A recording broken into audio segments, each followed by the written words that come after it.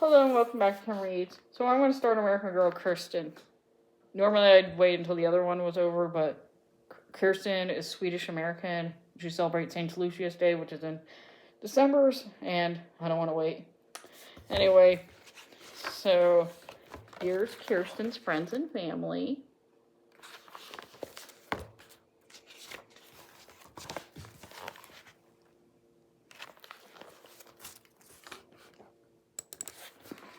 And first story is Meet Kirsten.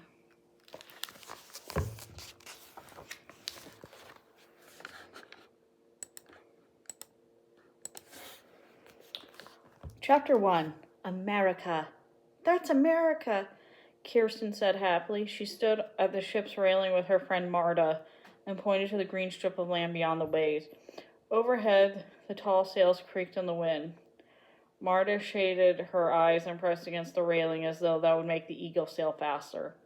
I can't wait to walk on land again, she said and shivered. Kirsten touched her friend's thin arm. Are you cold? She asked. Let's go and sit where the wind isn't so strong.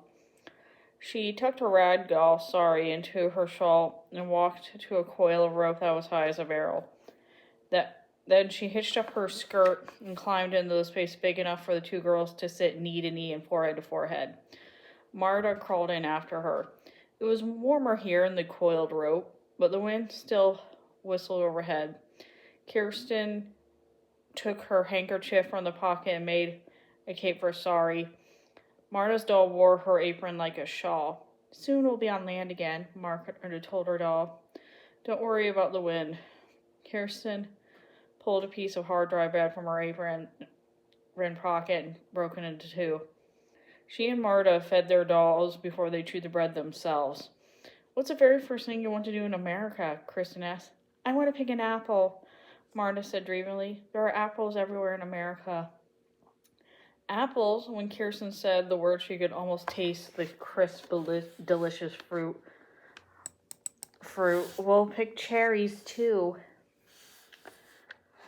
And we'll get fresh bread, Marta added. I think we'll be there by tonight, don't you? Not if it storms, Kirsten answered. She peered up the dark clouds and pulled her shawl more closely above her shoulders. Above her head, she saw sailors crawling into the rigging to adjust the sails. Then she heard Papa's voice. Kirsten, where are you? He called. Kirsten stood and shouted, Here I am, Papa. Strands of blonde hair pulled loose from her braids and whipped across the cheeks when she raised her head above the ropes. Papa's black wool jacket flipped like a gull's wings as he crossed the deck. There's a storm coming, Papa said. It could be dangerous. The coast is rocky here, and the wind is getting stronger.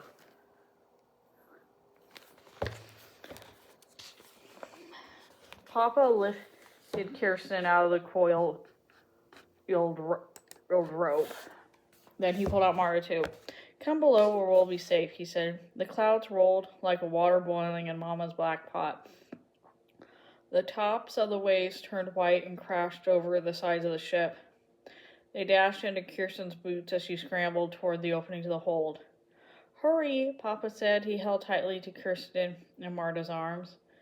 As Kirsten climbed down the ladder into the hold, her spirit sank. Of course she didn't want to be washed overboard by the waves, but it was awful to stay in the small room below the deck. For more than 2 months, 20 Swedish families had been cramped together there. Each family shared 1 or 2 of the bunks that lined the walls, and everything they owned was stored in large trunks, which stood at the end of the bunks. The air smelled sour now, and it would be worse when people got sick. No fresh air could come in when the sailors locked the trap doors against the waves, and the hold was dark, even in the middle of the afternoon. Just one oil lantern swung and sputtered over some tables in the middle of the room. Kirsten could barely see Mama, who was lying in her narrow bunk she shared with Kirsten. Here you are, Mama said as Kirsten crawled beside her. I asked Papa to find you. I don't know where you could hide on such a small ship. Mama and I were playing. We could see land before the storm blew up, Kirsten said. Mama sighed. I prayed there would be no more storms so I could be strong when we land in America, she said. She had been sick since the first day they came aboard the ship, and the storms made her feel worse. It'll be strong soon, I'm sure of it. Don't lose heart, Mama, said Kirsten, but now the wind howled like a pack of wolves. The waves beat against the ship's hull next to Kirsten's head, and the ship tossed as though it might tip over. Outside there was a large crash. Mama put her arms over Kirsten's shoulders. Don't fall off the bunk, she warned. Buckets tumbled over one another, and old Mr. Pearson's trunk skidded across the wet floor. The lantern swung wildly, then dropped beneath a table. Mama, Lars says the coast is full of rocks. Do you think we'll be blown into them?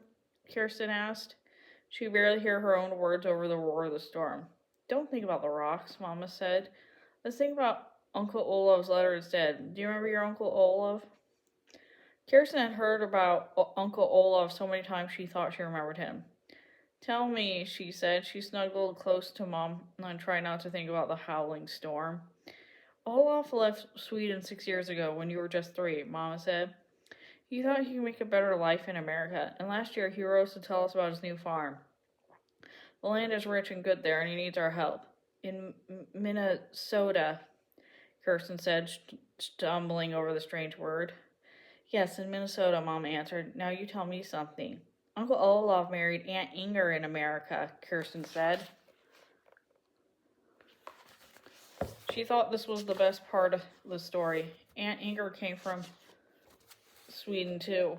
That's right, said Mama. Olaf said he married a widow with 2 daughters. My cousins, Anna and Lisbeth, Kirsten said. We'll be friends, don't you think? Of course, said Mama. We'll live in the same farm and we'll be right next door.